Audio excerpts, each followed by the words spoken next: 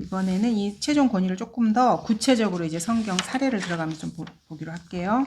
자, 최종 권위라고 하는 것은 믿음과 실행에 있어서 모든 것을 기록한 한 권의 성경, 이 캐논으로 자신의 믿음 그리고 실행을 잰다는 그런 의미라고 했습니다. 그래서 믿음이라고 하는 것은 자신이 믿고 있는 모든 것을 다 말하는 것입니다. 그래서 교육이나 종교적 배경, 가치관, 이런 가정 환경 등으로 형성된 그 가치관을 이런 가치관을 근거로 해서 겉으로 드러나는 행동, 그러니까 믿음과 행동을 재는 것이 성경이라는 말, 그것이 최종 권위라고 말을 했습니다. 그래서 모든 것을 판단하는 최종적인 권위가 성경인 것입니다. 이 세상은 겉으로 보기엔 그렇지 않은데요. 사실은 모든 사람들이 이 권위를 쟁탈하기 위해서 피 터지게 싸우고 있는 세상입니다. 그래서 권력을 잡으려고 하는 사람들도 다른 사람에게 자신의 권위를 이렇게 행사하려고 하는 거예요. 가정에서도 권위가 무너지면은 그 가정은 깨져버려요. 그래서 자녀들이 부모의 권위를 무시하고 말세로 세상의 끝으로 가면 갈수록 이렇게 권위를 잡지 않아야 될 사람들이 이렇게 권위를 잡아요. 이제 부모가 자녀를 권위 있게 대하지 못하면 자녀들이 부모 머리 꼭대기에 올라가지고 어린 것들이 부모를 자기 마음대로 이렇게 하죠. 원칙적으로는 집안에서 가장은 남자거든요. 그러면 여자들이 또 이렇게 득세해가지고 요즘 페미니즘이 유행하잖아요. 그래서 남자의 권위를 인정을 하질 않아요. 그래서 집안이 또 이렇게 많이 힘들게 돼요. 그래서 권위라는 것은 너무너무 중요한 것입니다. 세상 사람들은 자기가 그 권위를 갖고 싶어요. 크든지 작든지 간에. 그래서 무엇을 기준으로 해서 어떤 행동을 하는가, 이것은 되게 중요해요. 어디에 기준을 두는가. 권위를 행사하더라도 권위를 가진 사람이 권위를 행사하는 게 맞거든요. 그러니까 가정에서는 부모가 자녀에게 권위를 행사해야 되는 거고, 그리고 어떤 마지막 결정권이나 이런 책임은 남편이 지고 그 아래에 아내가 들어가는 게 맞아요. 자, 그러면 성경에서는 도대체 어디에 권위가 있다라고 말씀하시냐면은 왕의 말이 있는 곳에는 권위가 있다라는 표현이 있어요. 성경에서 한번 이걸 좀 찾아볼게요. 전도서 8장 4절 보시면은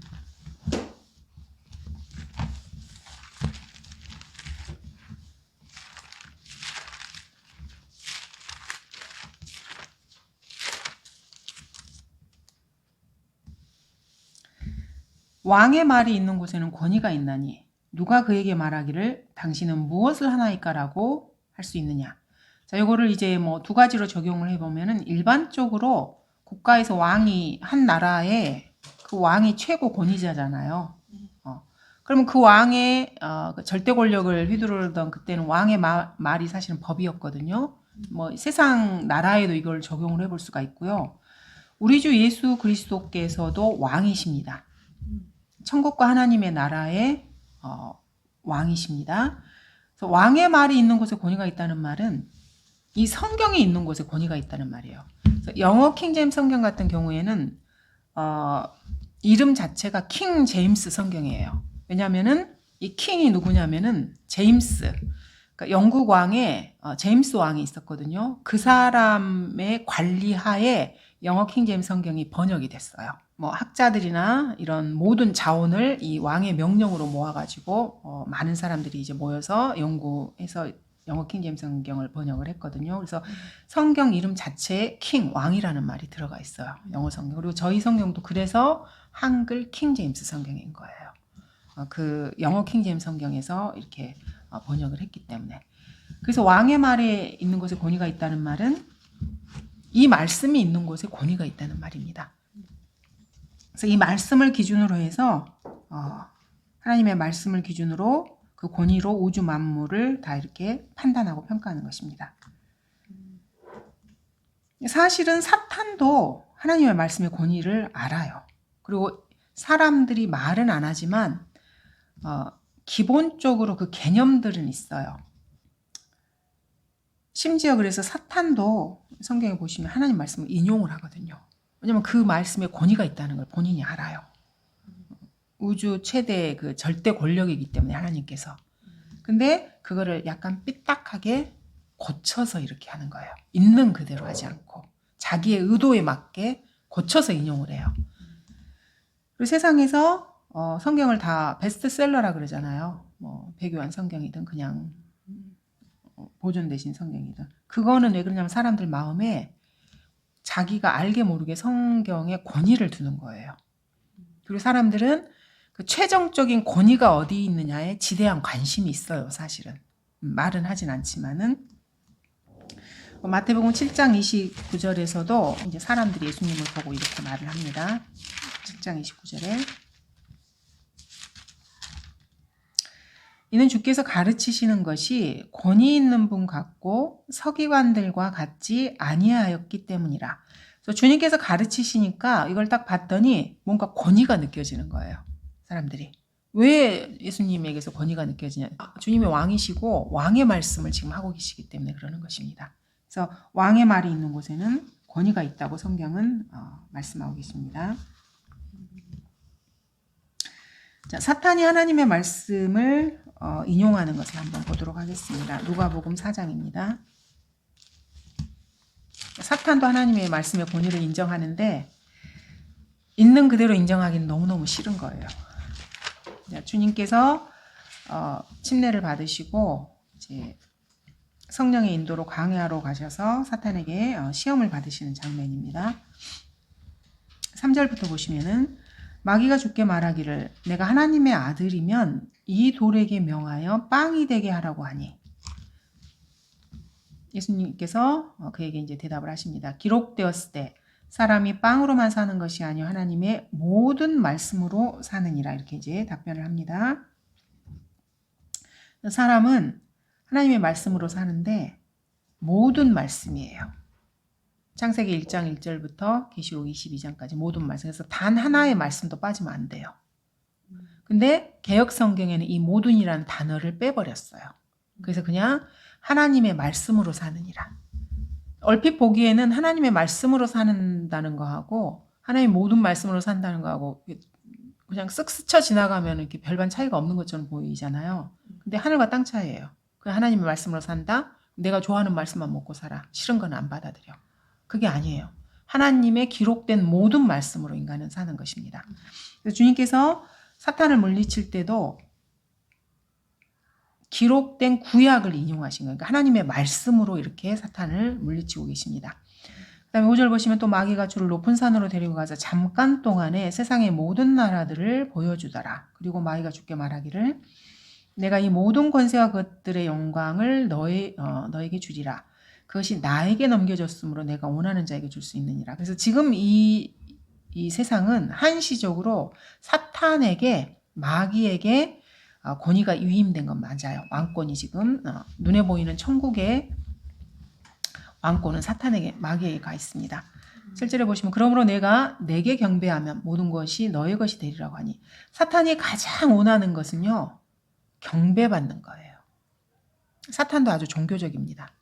그냥 괜히 사람들을 막 이렇게 타락시키고 이유 없이 그러는 게 아니고요. 경배받고 싶어요. 최종적인 목표예요. 그래서 대환란 때 적그리스도가 예루살렘의 환란 그 성전의 지성소에 앉아요. 지성소는 하나님이 계신 곳을 지성소라 그러거든요. 그 언약궤가 있는 곳을. 거기에 자기가 앉아요. 그 말은 무슨 말이냐면 자기가 하나님이니까 자기한테 경배하라는 말이거든요. 사탄이 가장 원하는 게 경배받고 싶어 합니다. 인간의 경배를 받고 싶어 하는 것입니다. 그래서 이 세상에 그렇게 많은 종교들이 있는 거예요. 우죽순처럼. 그래서 사람들을 속여서 그 뒤에서 종교의 가면을 쓰고 거기 뒤에서 이렇게 경배를 살짝살짝 받는 거예요. 드러내놓고 사탄을 할 수는 없으니까. 근데 이제 요즘은 대담해져가지고 사탄 숭배자들이 공식적으로 나와요. 그래서 미국 같은 경우에는 사탄 교회가 있어요. 실제로. 그리고 공식적으로 활동을 다 합니다. 요즘은. 무서운 세상이죠. 옛날엔 숨어서 막 했거든요. 그래서 오컬트라고 자매님도 아마 들어보셨을 거예요. 막 이상한 그 뭐 주술도 행하고요. 이상한 아주 그 마귀적인 행동들을 되게 많이 해요. 그리고 사실은 인신공양도 해요. 근데 그거는 이제 베일에 가려져서 공식적으로는 많이 드러나진 않은데 실제적으로 그런 일들을 합니다. 근데 어쨌든 사탄이 원하는 것은 경배를 원하는 것입니다. 그래서 이제 8절에 보시면 예수께서 그에게 대답하여 말씀하시기를 사탄아 내 뒤로 물러가라. 기록되었을 때 너는 주 너의 하나님께 경배하고 오직 그분만을 섬기라고 하였느니라고 하시더라. 그래서 계속해서 예수님께서 기록된 말씀으로 지금 사탄을 물리치고 계십니다. 그 다음에 세 번째, 또 그가 주를 예루살렘으로 데리고 가서 성전 꼭대기에 세우고 주께 말하기를 만일 내가 하나님의 아들이면 여기서 뛰어내려보라. 자, 마지막에 사탄이 기록되기를 이라고 10절에서 말해요. 예수님께서 계속해서 기록되었을 때 해서 사탄의 제안을 이렇게 딱 막아내셨거든요. 그러니까 말씀이 사탄에게 딱 가니까 사탄이 두 마디 더 이상 하지 않고 그냥 물러선 거예요. 그래서 성도들도 자기 안에 이렇게 불붙는 화살들, 사탄이 마귀가 계속해서 불붙는 화살을 쏘아댄다 그랬잖아요. 그러면 그 화살을 믿음의 방패인데 무엇을 믿냐면 우리가 기록된 말씀을 믿잖아요. 그러니까 말씀으로 딱딱 쳐내야 돼요. 그게 진짜 성장한 사람이에요. 어떤 생각이 들거나 내 안에서 들은 생각도 마찬가지고요. 다른 사람이 어떤 교리로 다가왔을 때, 어떤 인간적인 것으로 다가왔을 때 말씀으로 그걸 잘 분별을 하셔야 돼요. 그랬더니 마지막에 사탄도 기록되기를 하고 말씀을 꺼내서 주님께 탁 내미는 거예요. 나한테도 권위가 있다 이 말인 거죠. 왕의 말씀을 딱 들이대면서 자 이제는 처음에는 자기가 말을 했어요. 돌로 빵을 한번 되게 해보라 그러고 높은 산으로 이렇게 데리고 가서 경배하라 그러고 뭐 이렇게 했는데 마지막에는 기록된 말씀을 딱 제시해요. 권위가 있다는 걸 아는 거예요. 그러면서 인용을 해요. 그가 너를 위하여 자기 천사들에게 명하시어 너를 지키게 하시리라. 또 그들의 손으로 너를 받들어 어느 때라도 내 발이 돌에 부딪히지 않게 하시리라. 그러면서 성전 꼭대기로 딱 데리고 가가지고 여기서 뛰어내려 보라 그러면서 이 말을 인용하는 거예요. 지금. 자, 이 사탄이 인용한 요 말은 시편 말씀이거든요. 자, 그럼 이게 지금 맞는 말씀인가? 100% 맞는 말씀일까? 얘가 인용한 말이. 틀리게 인용을 하는 것입니다. 사탄이 지금. 어떤 부분이 틀렸냐면은 11절에 보시면 또 그들의 손으로 너를 받들어 어느 때라도라고 지금 말하고 있잖아요. 때가 아니에요. 그러니까 어느 때든지 돌로 받쳐드니까 천사들을 시켜서 네가 뛰어내려도 이렇게 받쳐드니까 지금 뛰어내려도 주님이 이렇게 보호해 주시고 재림 때 뛰어내려도 보호해 주신다라고 사탄이 성경을 바꿔서 말을 하고 있어요. 근데 원래 시편에는 어느 때라도 이렇게 된 게 아니고요. 어느 길이든지 이렇게 돼 있어요. 그래서 사탄이 기독교계를 혼미시키는 가장 혼미하게 하는 것 중에 하나가 성경에 있는 주님의 초림과 재림을 섞어버리는 거예요. 그래서 성경을 알지 못하게 만들어요. 그래서 재림 때 일어날 일을 지금 이 교회 시대에 막 적용을 해서 막 난리 굿도 아니야 막 사람들이. 천년왕국에서 있어야 될 그 젊은이들과 뭐 노인들에게 하나님의 영을 부어주어서 뭐 예언하고 이런 거를 막 지금 이 시대에 막 하는 거예요. 초림과 재림을 막 섞어. 이게 사탄의 전략이에요. 그래서 우리가 성경을 통해서 이런 거를 보면은 실제 우리 주위에서 일어나는 일들을 이 말씀으로 분별이 가능해요. 그 사람, 그래서 초림과 재림을 지금 사탄이 섞고 있잖아요. 그러니까 사탄을 추종하는 자들이 실제로 그렇게 하고 있어요. 초림과 재림을 섞는 행동을 지금 하고 있는 거예요. 성경 구절들을 잘못 인용을 하는 것입니다. 이렇게 마귀마저도 성경을 인용을 해요. 근데 잘못 인용하는 것입니다. 그래서 이제 12절에서 주님께서 말씀하시죠. 말씀하셨을 때, 이것도 말씀하셨을 때라는 말은 구약에 이렇게 기록이 돼 있다는 말입니다. 주 너희 하나님을 시험하지 말라고 하였느니라. 이렇게 해서 3번에 걸쳐서 예수님께서 기록된 말씀으로 마귀를 물리치게 됩니다. 그랬더니 마귀가 모든 시험을 마친 후 잠시 동안 주를 떠나가더라. 그래서 말씀으로 우리가 마귀를 이렇게 대적을 하는데 한 번 내가 이겼다. 그러면 2번 다시 안 오느냐? 그게 아닙니다. 그냥 잠시 동안 말씀으로 이렇게 떠나갔다가 다시 틈을 엿보는 거예요. 그래서 그 틈으로 또다시 불화살을 쏴요. 그래서 이 마귀와의 영적 전쟁은 천년왕국이 될 때까지 계속돼요. 그러니까 우리가 죽을 때까지 주님이 우리 휴거 안 시켜주면 그때까지 계속되는 것입니다. 천년왕국에서는 마귀는 더 이상 활동하지 못해요. 왜냐하면 그때 주님이 재림하셔서 적그리스도의 머리를 그냥 다 짓이겨버리고 불못으로 던져버리시거든요. 그래서 천년왕국은 인간이 꿈꾸는 유토피아가 실제로 땅에 이렇게 되는 거예요. 지구 환경적으로도 그렇고, 그래서 옛날에 아담과 이브가 있었던 에덴 동산의 환경으로 지구가 바뀌어지는 것입니다. 그 전까지는 이렇게 마귀가 활동을 하면서 사람들을 미혹하는 것입니다. 그래서 이 최종 권위와 관련해서 마귀도, 사탄도 심지어 하나님의 말씀의 권위를 인정하고 인용을 하는데 잘못 인용을 하는 것입니다. 살짝 자기 의도에 맞게 변개를 시키는 거고요. 그리고 사탄을 추종하는 자들이 그 뒤를 따라서 지금도 성경을 변개시켜요. 우리가 저번에 이 성경 변개에 관한 성경 구절은 고린도후서 2장 17절에서 한번 찾아봤습니다. 보시면 바울 시대에도 이런 사람들이 있었습니다. 고린도후서 2장 17절, 우리는 하나님의 말씀을 변개시킴으로써 이익을 취하는 여러 사람들과 같지 않고 라고 말하고 있습니다. 바울은 나는 하나님의 말씀을 변개시키는 사람이 아니다 라고 말씀을 하는데, 이렇게 말을 하는 것은 그 시대에도 이런 사람들이 있었다는 것입니다. 그래서 하나님의 말씀을 변개시키는 가장 큰 목적은 이익을 위해서라고 성경이 말씀하고 계십니다. 돈이 되기 때문에 그러는 것입니다. 그리고 이 변개라는 말은 영어로는 이게 corrupt입니다. corrupt는 부패한이라는 뜻이죠.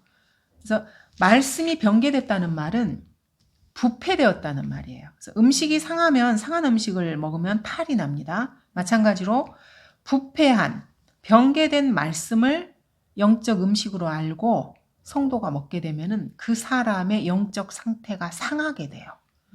정상적인 그리스도인의 삶을 살 수 없습니다. 그리고 부패가 하면 냄새가 나죠. 부패가 심하면 심할수록 썩는 냄새가 나거든요. 그래서 이 잘못된 영적 양식을 먹게 되면은 그 사람에게서 부패한 냄새가 나요.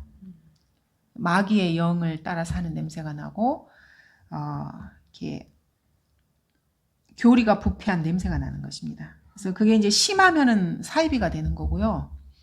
약간 비슷할동 말동하면서 조금 다르면 우리가 이제 보통 그걸 이단이라고 부르는 것입니다. 그래서 신천지 같은 경우에는 사이비예요. 그거는 완전히 사람들을 갈취하고 막 이렇게 하기 때문에. 근데 이제 보통 뭐 장로교나 이런 거는 공식적으로는 사실 이단입니다. 그거는 이단이에요. 그 사람들이 이제 우리를 막 이단이라 그러는데 사실은 이단이에요. 그 사람들이 몰라서 그러는 거지. 그러면 왜 이렇게 사탄이 하나님의 말씀을 공격을 하느냐? 아까 이게 자락을 했잖아요. 중세 암흑 시대에도요, 그 루터가 로마서 2구절로 그 암흑 시대의 빛을 이렇게 비췄어요. 로마서 보시면은 서문에 이제 그 의인은 믿음으로 말미암아 구원을 받는다는 그 말씀. 그래서 로마서 1장 17절하고 5장 1절 이 말씀으로 종교 개혁을 했거든요. 루터가. 우리는 다 아는 말씀이기 때문에 이제는 뭐 조금 이렇게 중요하지 않다고 생각할 수 있어요. 너무 많이 듣고 이렇게 하니까. 근데 이 두 말씀으로 그 중세 암흑 1000년이 넘는 시간, 1500년 동안의 무지 속에 갇혀 있던 사람들에게 한 줄기 빛을 주님께서 이렇게 딱 이렇게 비춰주시는 거예요.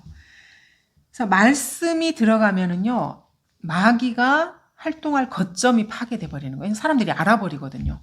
그래서 마귀가 성경을 자꾸 부패를 시키고 변개를 시키고 조금 다르게 해가지고 이번에는 저번 것보다 더 좋아. 그러면서 계속해서 뭔가 이렇게 만들어내서 사람들이 자기에게 주신 이 최종 권위를 인정하지 못하게 만드는 거예요. 우리 같은 경우는 이제 한글 킹제임 성경이 되겠죠.